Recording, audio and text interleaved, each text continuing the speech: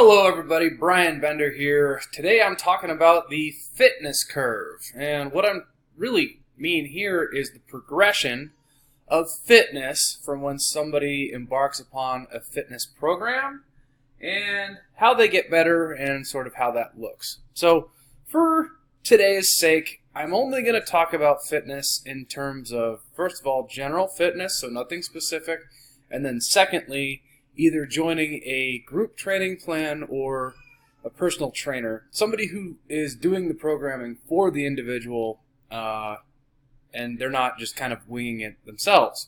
So let's talk about this from the context of group training first.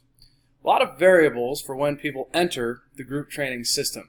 They could have had a previous college strength and conditioning coach that taught them anything from the snatch all the way to kettlebell swings and everything in between, or they could have done nothing, and then their actual biological age is the next thing to consider. So if they are coming in here at a higher training age, then maybe their overall fitness level is already higher to begin with. So this graph is going to show us our overall level and time, right? So let's say we have a 40-year-old female who's never done anything fitness related in her entire life, and she decides to start a group training plan, like any of the gyms that have group training plans, or like a CrossFit gym where it's made for everybody. She's going to start at zero basically, and she's going to have a very quick climb. This is the first 2, 3, 4, we'll call this even up to the 5-year mark, okay? And that it starts to have, the group training plan starts to have diminishing returns as far as overall fitness. Why? Because the overall fitness plan is catered to the masses. It doesn't take this individual who we're discussing, their specific needs into account. So she's going to have diminishing total returns, and as she gets older, it's going to kind of peak, right?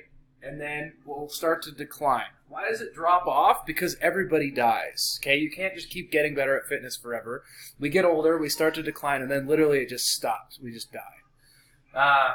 So if we wanted to keep this from diminishing, and we wanted to keep this going up, what we would need to do is individualize this person's training plan.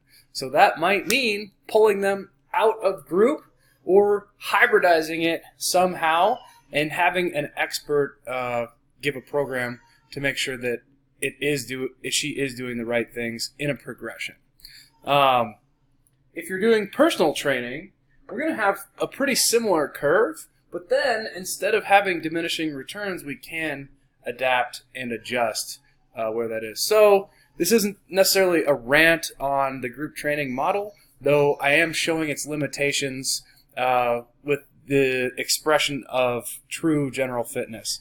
There will be a stall out point somewhere as long as the individual is in group training, because they could never expect the person who's writing the group training to individualize it to them specifically. So anyway, there's my video on the fitness curve as it relates to, getting older and just some musings on group training. And once again, my name is Brian Bender, and I make busy people healthy.